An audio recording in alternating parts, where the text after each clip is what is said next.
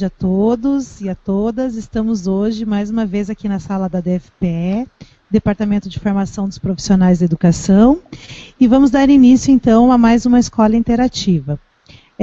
Dando prosseguimento ao Ciências, que já foi iniciado na semana passada e hoje de manhã também já teve, a gente vai continuar, então, falando de 3 lugares do Estado. Eu, que sou Renata Cardoso, que estou juntamente aqui com o Silvio e com a Carol e com o Anísio, da Parque da Ciência, né? Nós estamos aqui em Curitiba, no Boqueirão. Aí tem o Fabiano, que está lá no Parque Tecnológico de Itaipu, lá em Foz do Iguaçu, e a Débora Santana, que está lá na UEM, em Maringá. Tá?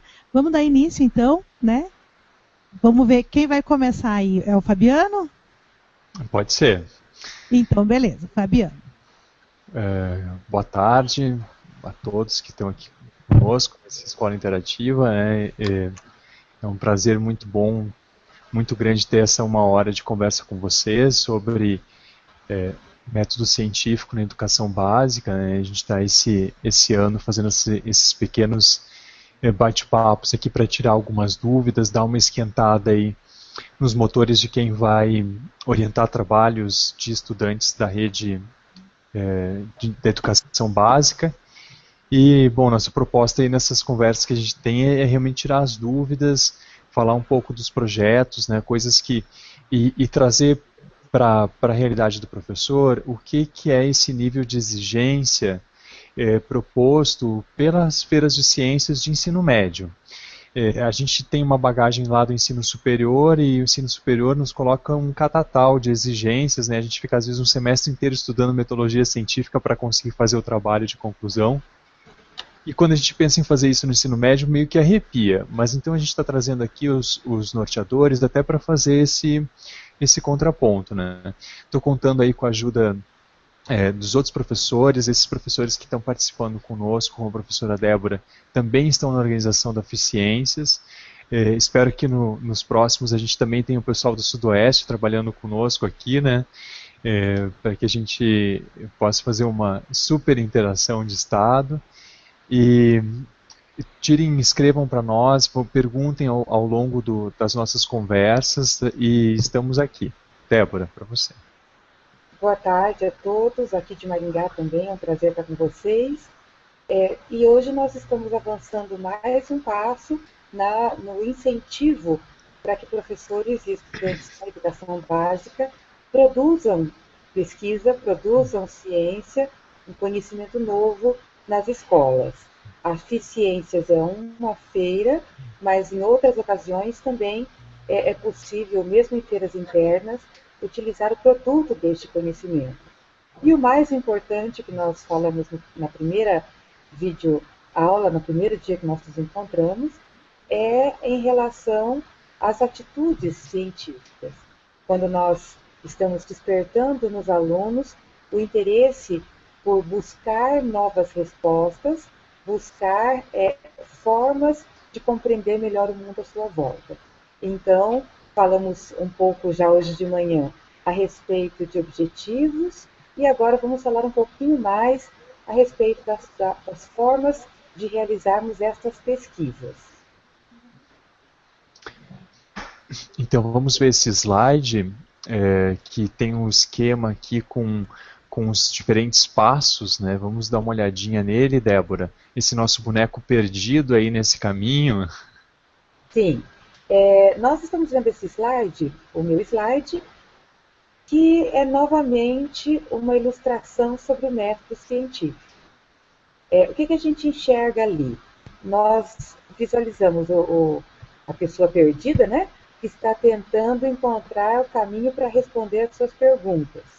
Já fez uma observação do ambiente, dos fenômenos, já identificou um problema, né, já está ali procurando uma resposta para o problema, e chega agora no momento de começar a levantar dados ou colher dados para subsidiarem ali a resposta à sua pergunta ou ao seu problema.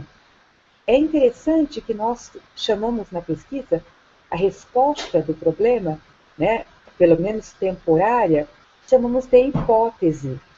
Então, a hipótese será a provável resposta àquele problema ou questão levantada.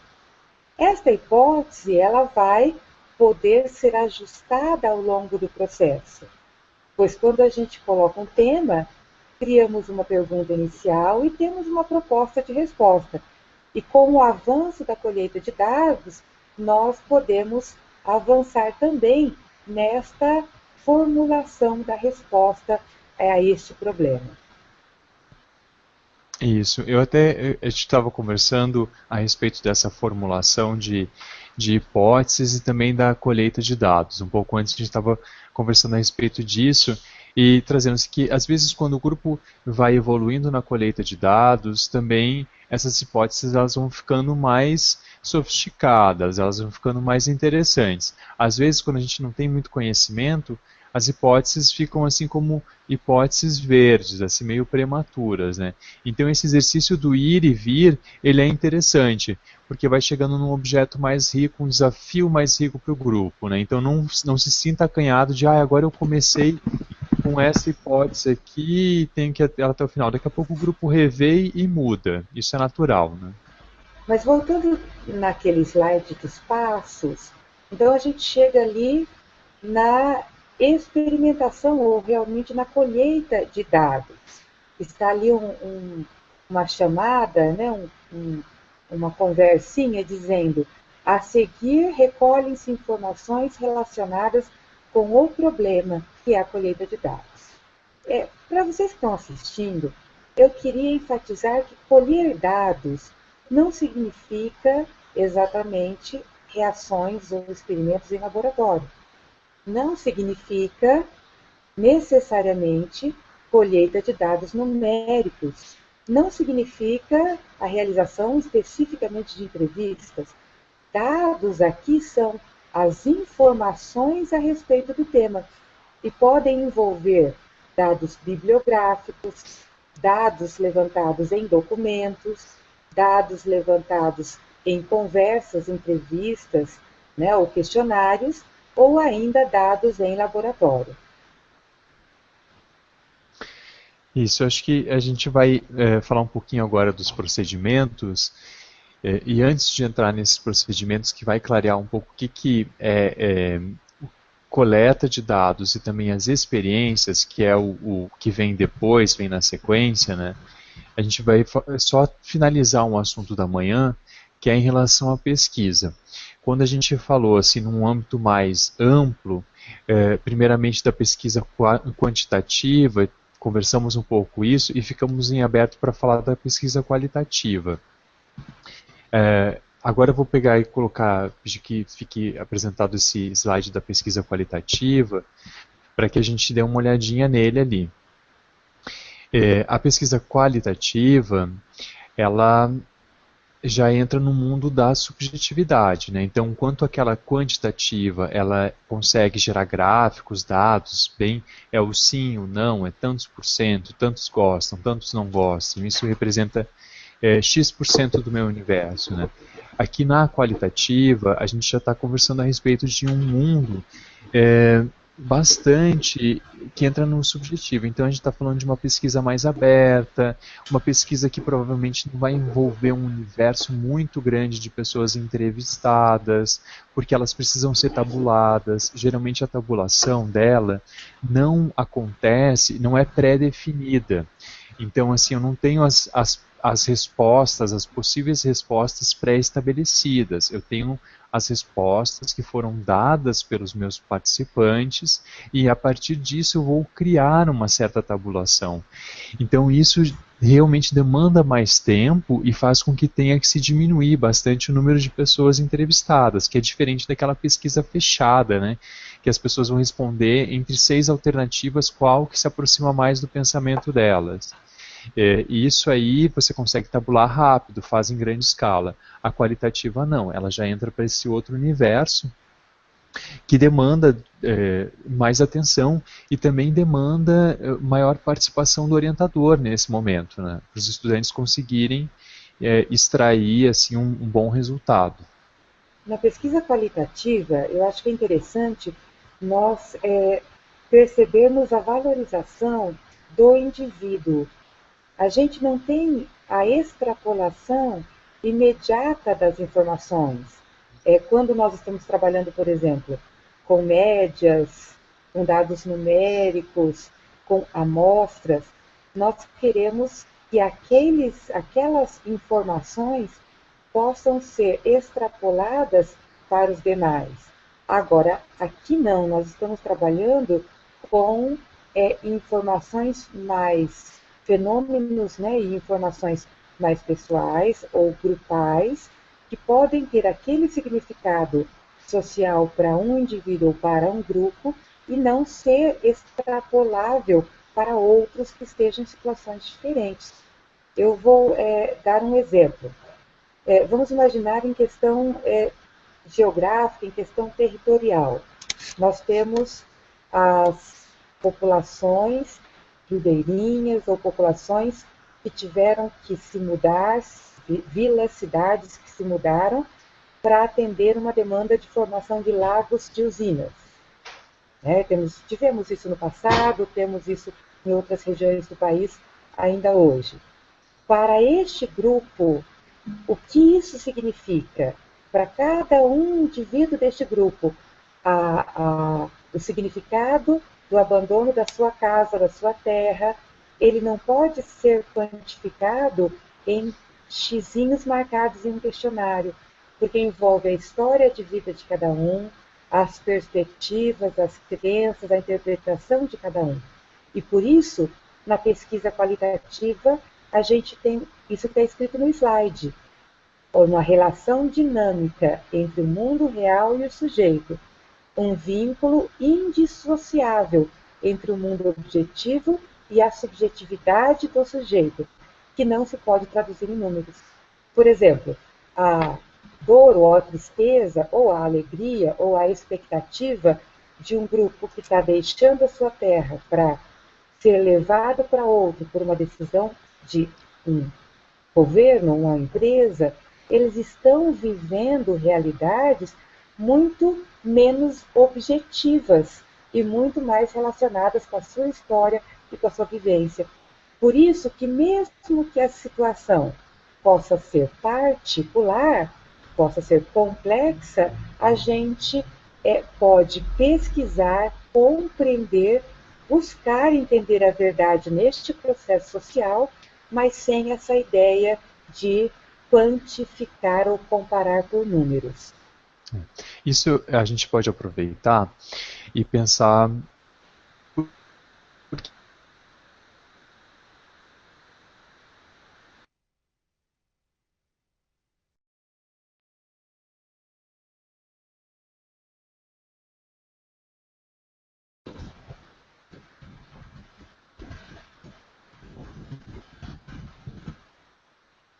Muito bem, Fabiano está com um probleminha na conexão, eu vou dar continuidade aqui. Então, por exemplo, no método quantitativo, nós poderíamos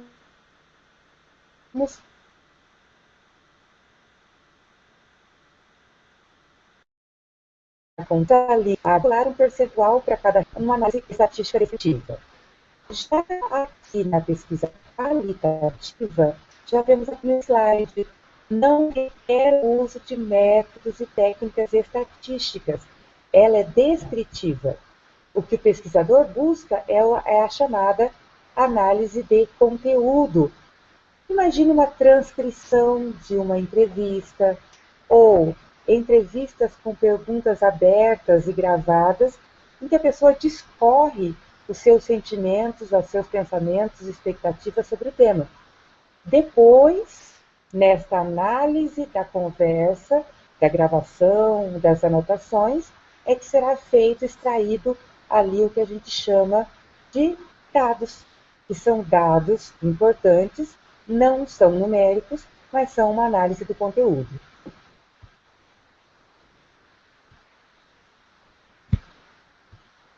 Fabiano voltou?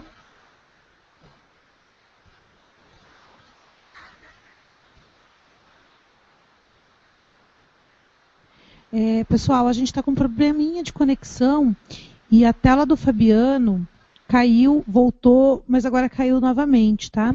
Só para avisar os internautas, então, quem está assistindo, que o problema é aqui com a gente, não é no computador de vocês. A Débora vai continuar falando, então, e assim que a gente conseguir restituir a conexão do Fabiano, o Fabiano volta a falar, beleza? Muito bem. Então, nós voltamos aqui ao slide dos passos do método científico, lembrando que estamos aqui na etapa de colheita de dados. Falamos que estes dados coletados podem ser qualitativos, quantitativos ou inclusive intermediários, pois existem pesquisas que são chamadas de quali-quantitativas e também existem pesquisas que podem mesclar alguns dados, colheita de dados, de uma forma e de outra. Por exemplo, no exemplo que eu dei da mudança de uma população do seu território original, algumas informações podem ser coletadas de forma quantitativa e outras, né, seriam as mais individuais e pessoais, de forma qualitativa. Então, Débora. Professor e alunos, só fechando, Fabiano, Okay. É interessante que você não enxergue isso como uma única possibilidade. Você pode usar mais de um, né, tipo de dado, mas a gente tem principalmente essas duas maneiras, quali e quantitativa. Débora, deixa eu aproveitar que eu consegui retornar aqui para a sala e comentar bem em cima desse assunto. O que acontece? É muito comum, e vários professores já nos ligaram, falando assim, minha turma ela quer inteira fazer um trabalho sobre o mesmo tema. Como é que eu vou fazer? E acontece, pessoal, de alguns professores se verem numa situação assim de criar grupo com 6 integrantes, daí chega na hora de inscrever na feira. Tem que escolher 3 integrantes para participar do projeto, porque a feira limita, né? E isso gera uma grande confusão. Gera uma confusão até para os estudantes que daqui a pouco, então só o nome dele vai estar no trabalho e o meu não. Isso é bem complicado. Quando a gente consegue entender melhor esses tipos de pesquisa, nos permite formarmos os grupos menores e os grupos contribuírem para uma visão sobre o mesmo tema. Como a Débora falou, assim, daqui a pouco tem um trio que vai se dedicar a criar informações quantitativas. Tem um outro grupo que vai se dedicar a criar informações qualitativas. No final, todos eles contribuirão para a visão sobre o mesmo objeto.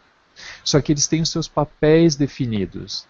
Assim, todos podem se inscrever como trabalhos separados dentro da feira e citar, na hora que ele for fazer o resumo dele, ele vai citar que ele faz parte de uma investigação de um propósito maior, que são vários grupos envolvidos e que o grupo deles ficou com a pesquisa quantitativa dos dados tais e tais e tais. Ponto. Segue e vai embora como todo mundo. Até porque o mesmo problema, o mesmo tema, ele com certeza tem condições de ser abordado por muitos grupos.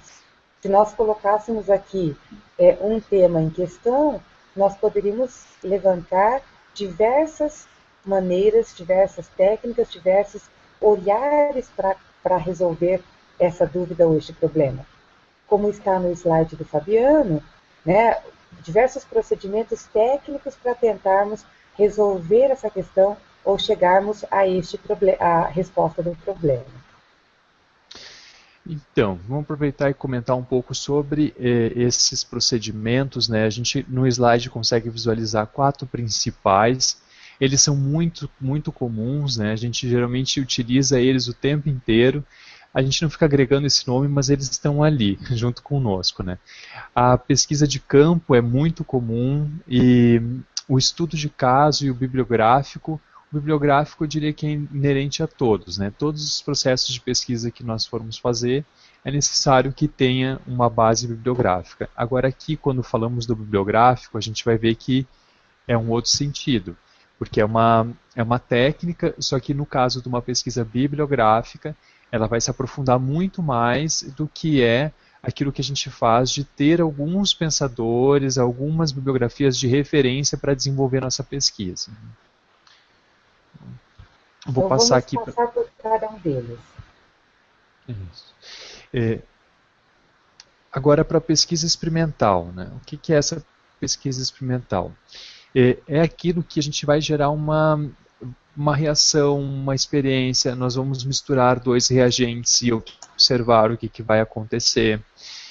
Nós vamos testar, por exemplo, a resistência de um tipo de plástico da garrafa de água mineral para transportar elementos que são mais fortes, que são, por exemplo, querosene. Será que existe a possibilidade de eu trocar a garrafa de metal de querosene por uma garrafa de plástico usando o plástico dessas garrafas que vêm de água no supermercado?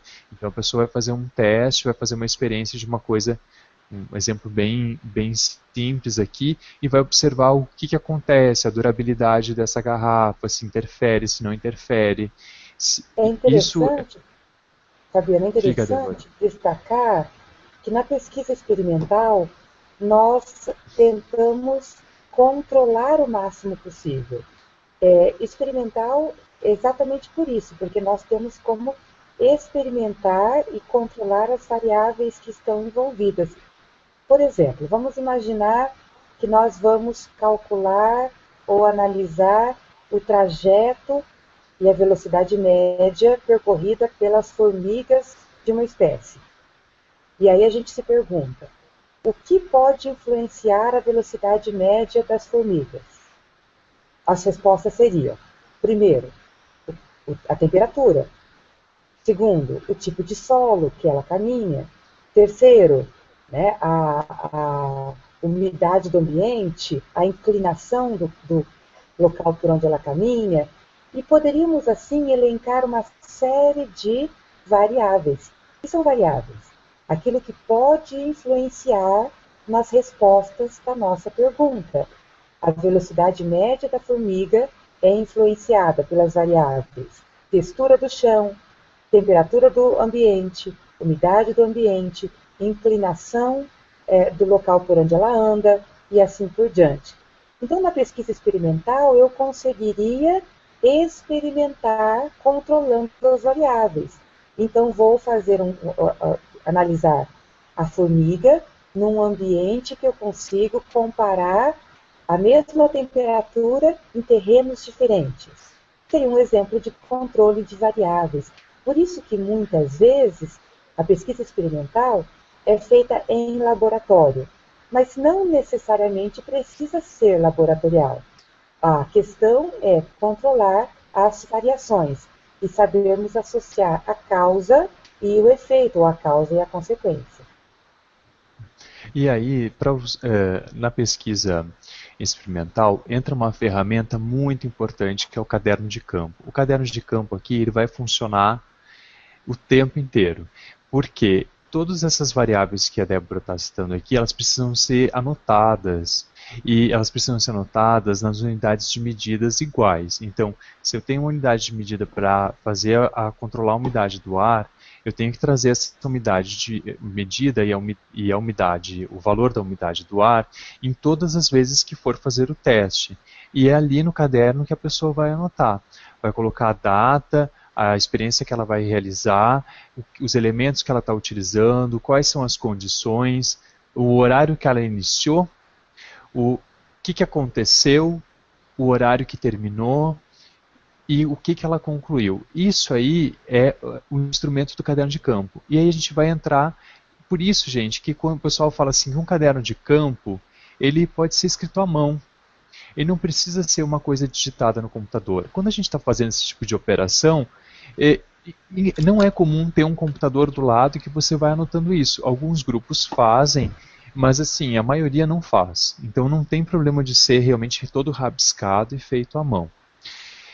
Aqui, também na experimental, é onde a gente é onde mais vai entrar aqueles que são de engenharia, onde o pessoal tenta substituir componentes ou criar novos sistemas.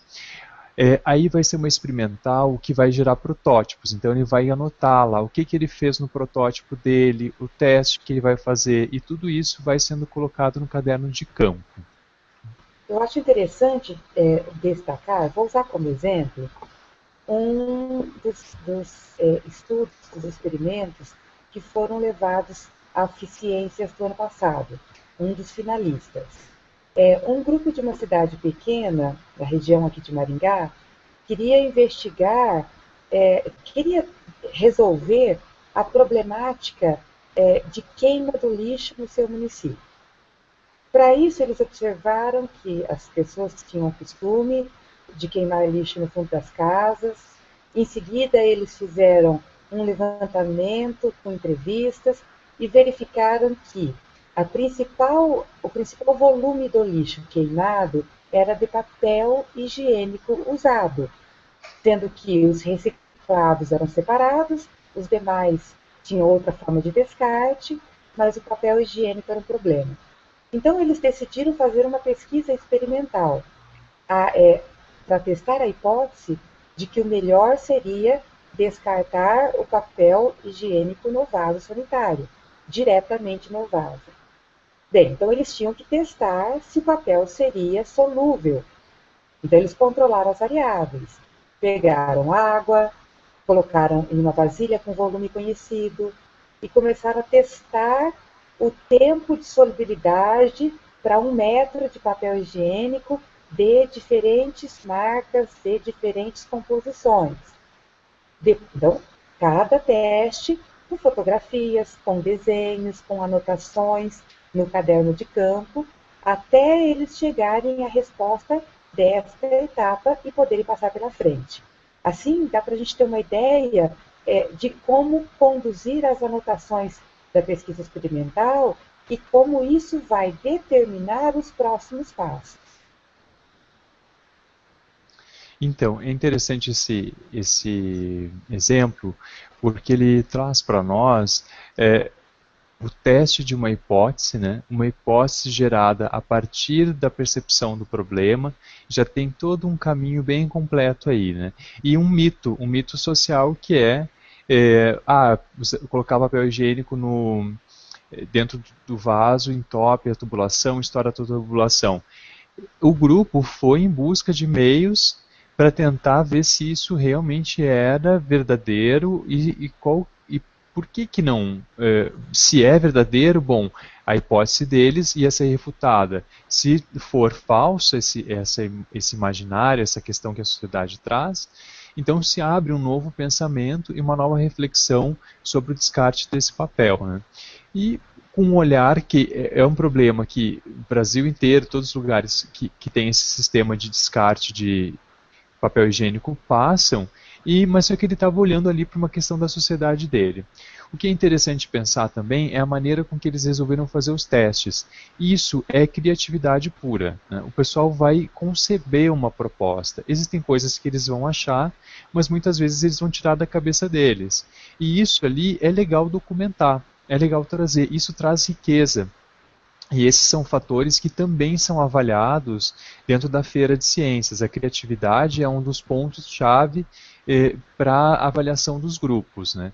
Então, o caderninho tem que estar lá, o estudante, ele tendo uma noção disso, ele apresenta essas ferramentas que ele utilizou, que ele criou, para que o professor avaliador possa ter noção, consiga perceber o esforço e essas criatividades, essas atividades que o grupo desenvolveu, né?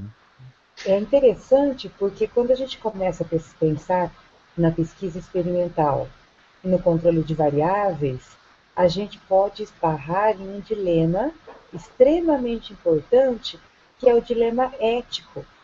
Por quê? Quando a gente quer controlar as variáveis e testar em laboratório, a gente tem limitações importantíssimas, que são as limitações com os seres vivos, especialmente com os animais e com os seres humanos. Falei de controle de variáveis e alguém poderia imaginar, eu vou comparar para a alimentação de 2 pessoas uma vai se alimentar com a dieta número 1 e a outra número 2. Mas eu suspeito, a minha hipótese é que a 1 é a melhor. Veja, nós não podemos simplesmente submeter um ser humano a um teste de laboratório ou a uma experiência sem muitos e muitos cuidados. Estes cuidados são tão importantes que são avaliados previamente por um comitê separado do pesquisador, chamado de Comitê de Ética em Pesquisa. Por exemplo, quando alguém testa um remédio novo, quando alguém testa até o sabor de um alimento, quando testa ali algo que possa trazer, mesmo que com risco baixo, algum prejuízo ao ser humano, é preciso muito rigor ético e muito cuidado, e previamente uma análise por um comitê neutro. Provavelmente, para quem está nos assistindo, não vai ter tempo hábil para fazer este tipo de estudo. Então, por mais que seja também uma forma de pesquisa experimental, nós muito raramente vamos encontrar a possibilidade de termos uma pesquisa experimental com animais ou seres humanos numa feira de ciências com a duração que nós temos.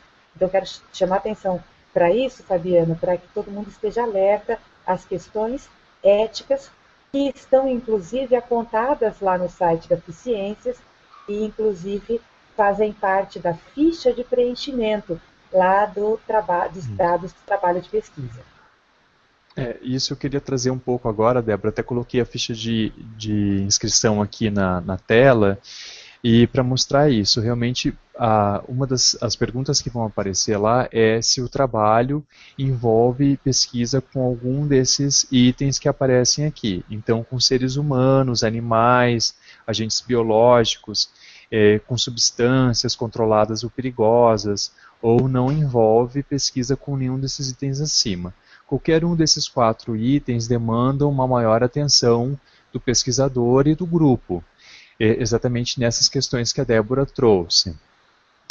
Qualquer pesquisa, por mais simples que seja, com seres humanos, que seja uma pesquisa de opinião, ela deve ser colocada aqui, marcada, pesquisa com seres humanos, e aí vai descrever aqui embaixo um pouco de como é que vai se dar essa pesquisa, o que vai ser feito. O sistema vai perguntando ali, a pessoa vai colocando os dados. É importante que tenha claro o questionário, coloque um pouco as perguntas que serão feitas ali. Por que eu estou trazendo essa questão da pesquisa com um ser humano? É muito comum a gente fazer pesquisa de opinião. E até vou trazer aqui num outro slide, está num PDF aqui, essa questão. Principalmente quando a gente vai tentar algum método de ensino, né? Vou até citar um trabalho que veio para a Feira de Ciências ano passado. Foi um grupo que estava com uma dificuldade de entender algumas questões da física que eram envolvidas a manivela, pistão, e eles criaram um protótipo que foi feito com seringas descartáveis, né, todas novas, sem agulha, mas eles injetavam água dentro dessas seringas e elas faziam movimentos de alavanca de vinda e ida. Esse escorpião se mexia. Eles perguntaram para os seus colegas o que eles entendiam daquele conteúdo da física antes, e aí eles levaram o protótipo que eles desenvolveram e mostraram novamente para os colegas o protótipo, associaram os conhecimentos da física dentro do protótipo e fizeram a pergunta para os estudantes, colegas deles, se para eles tinham conseguido compreender melhor o entendimento daquele conteúdo a partir daquele protótipo. E tiveram uma resposta afirmativa. Então o problema deles era como facilitar o entendimento da física e fizeram pesquisa com seus colegas. Isso vai entrar dentro de uma proposta pedagógica, né, do uso de determinados protótipos para conseguir esclarecer conteúdos. É uma pesquisa com seres humanos, precisa ser identificada. Porém, ela é uma pesquisa muito mais tranquila e que não vai exigir um cuidado como esse que a Débora trouxe, que envolve já questões químicas, físicas, que podem comprometer ou colocar as pessoas em situações de constrangimento. Isso realmente deve ser evitado. E a gente de forma nenhuma quer reduzir a possibilidade de que vocês desenvolvam a criatividade. Mas, para cada tipo de pesquisa, a gente precisa de um preparo antecipado e também precisa de um tempo para avaliar essas influências. Então, em algum momento, por mais que possa parecer criativo para os alunos ou para os professores, a gente precisa pensar também no outro, no sujeito da pesquisa. Imagine que a gente vá testar alguma coisa em um cão ou em um gato. Né? Nós não podemos fazer isso sem o acompanhamento médico apropriado, sem o cuidado, né, de sanitarismo, de higiene, de controle de dor. Nós não podemos submeter um animal a um possível sofrimento por conta do nosso experimento. Então, por mais que a pesquisa experimental ela seja muito usada e bastante interessante por controlar as variáveis, nós devemos reduzir as possibilidades de conflitos éticos. E aí a gente, na nossa feira, praticamente não envolve pesquisas envolvendo animais nesse sentido. Bom, Débora, ainda temos aqui a pesquisa de campo, né? Que é o que a gente está mais acostumado, até inclusive no colégio mesmo, a fazer, né? É quando a gente vai para um determinado local e coleta esses dados, né? Faz um procedimento de análise e interpretação onde ocorre o fenômeno, onde ocorre o fato. Então, por exemplo, isso que a Débora trouxe da questão das enchentes. A pessoa pode fazer uma pesquisa bibliográfica sobre as enchentes desde a cidade que não foi afetada, porém ela também pode fazer uma pesquisa de campo e programar uma visita a uma comunidade que foi afetada pelas cheias dos rios e que teve que se deslocar. Esse aí se encaixa aqui. Aí o que a pessoa vai conseguir? Uma riqueza muito maior de dados, porque ela vai direto na fonte, né? E envolve o ser humano, mas de forma diferente, né, Fabiano? Porque aqui o ser humano ele precisa consentir a participação, mas nós não estamos restringindo a alimentação, nem testando produtos nesse ser humano. Envolve os seres humanos, mas envolve agora o seu consentimento. Isso é muito interessante porque o consentimento, ele deve ser registrado, né? E não precisa ser uma carta, um documento, um contrato, uma coisa tão difícil assim. Isso pode ser até numa gravação de voz, às vezes com microfone, a pessoa diz, olha, eu, Fabiano Pavone Nogueira, autorizo que o grupo utilize as coisas que eu estou falando agora. Ou uma frase muito simples num papel e a pessoa assina ali, para o grupo ter esse consentimento formalizado, né? Isso, pelas pesquisas que a gente tem visto na feira, ela não gera um fator que as pessoas possam contestar depois a sua participação na pesquisa. Mas para o grupo, e para os pesquisadores, de um modo geral, esse já é um procedimento, e é interessante os estudantes tomarem esse procedimento para si, pensarem nessa questão, porque faz a gente refletir muito, né, da minha responsabilidade quanto pesquisador sobre o que as pessoas estão trazendo e contribuindo para a pesquisa. Né? Quando a gente pensa em pesquisa de campo, a gente na atualidade pode inclusive extrapolar o campo, né? Porque a gente pode ter levantamentos feitos inclusive por meio eletrônico. Existem levantamentos que podem ser feitos inclusive com outros países. Então, tudo depende de um planejamento, né, de qual grupo será analisado, de qual instrumento de coleta de dados será usado. É possível fazer entrevista por telefone? Sim, é possível. É possível fazer gravada, é possível ter questionários impressos, questionários por e-mail, é possível nós nos deslocarmos ao local e investigarmos diretamente com a pessoa. Então, ali, dentro do nosso planejamento, a gente pode abordar de formas diferentes essa pesquisa de campo. Isso, e a pesquisa de campo ela também gera uma quantidade rica de material fotográfico e não pode esquecer, deixar de lado o caderno de campo, né? Então tem que anotar a hora, o local, o número da foto. Isso é muito importante, gente, porque depois, na hora de fazer o banner e fazer os fechamentos, é necessário referenciar todo esse material, né? Então, o caderno de campo ele vai ser instrumento fundamental ali. A gente ainda tem mais dois tipos de procedimentos aqui que eu quero passar nesses últimos minutos que nós temos. Um que é o estudo de caso, e o estudo de caso ele é bastante interessante, e o que a gente precisa pensar aqui? O estudo de caso é como se fosse um policial, como se fosse um inquérito. A pessoa tem que, a partir daquele caso, dissecar o máximo de informações possíveis. Então vamos pensar aí vamos pensar aí na questão do jogador Bruno, do goleiro Bruno lá do Flamengo, né? Bom, aqui é tanto estudo sobre o caso dele, o que aconteceu lá, que já estão lançando acho que o terceiro livro sobre a história do cara, né? Sobre aqueles fatos que ocorreram. Porque a partir do estudo de caso, você tem aquele eixo central e você vai trazer tudo que esteja relacionado com ele.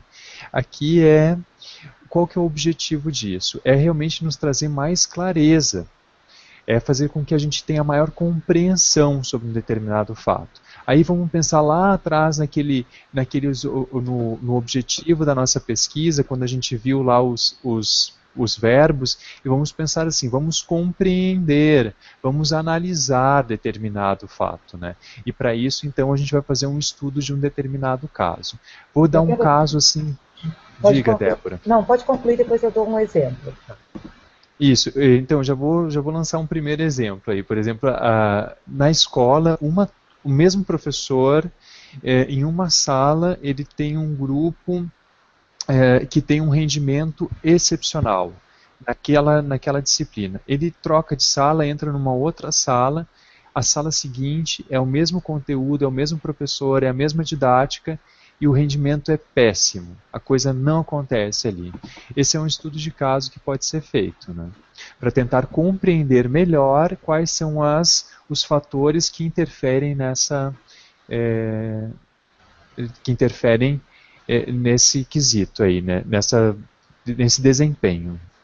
Débora. Eu quero dar um exemplo também interessante. Vamos pensar na questão, né, no fenômeno da linguagem que é mantida pelos imigrantes.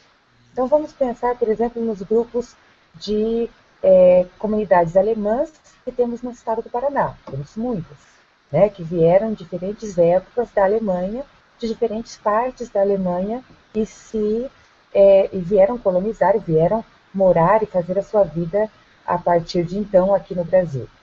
Eu me lembro de uma pesquisa uma vez numa comunidade da região de Toledo, uma região que tem, né, uma forte influência alemã na sua colonização, e que muitas dessas famílias e vizinhos mantiveram o hábito de continuar com o idioma alemão.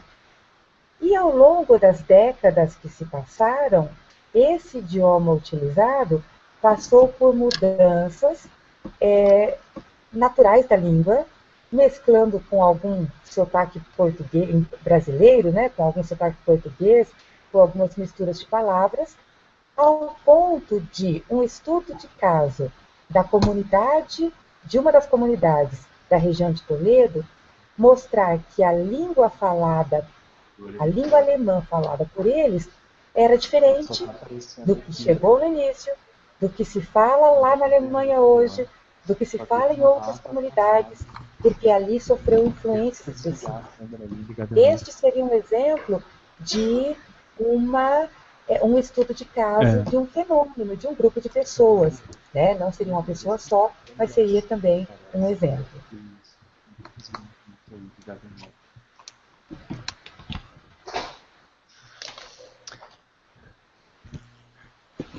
Bem, estudos de caso, existem também estudos de casos que são individuais, descrições de doenças raras, descrições de alterações ambientais, mas neste caso será mais raro que numa pesquisa de curto prazo isso aconteça.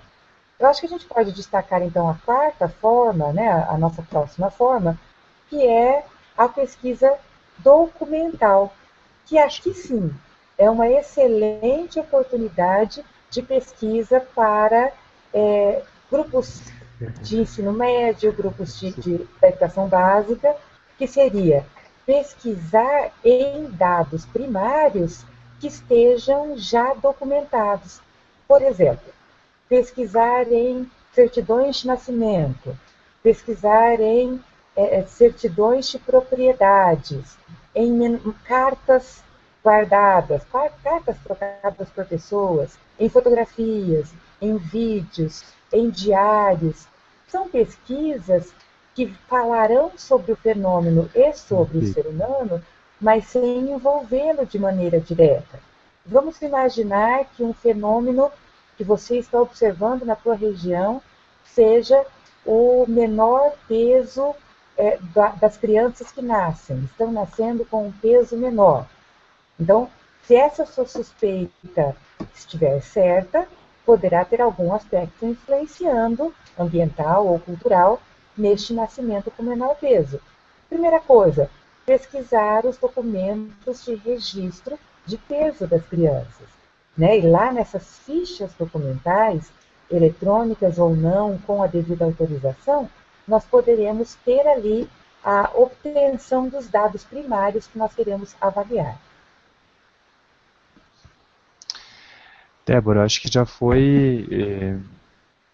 já conseguiu aqui uma boa evolução aí na questão dos temas que a gente estava proposto, né, a falar.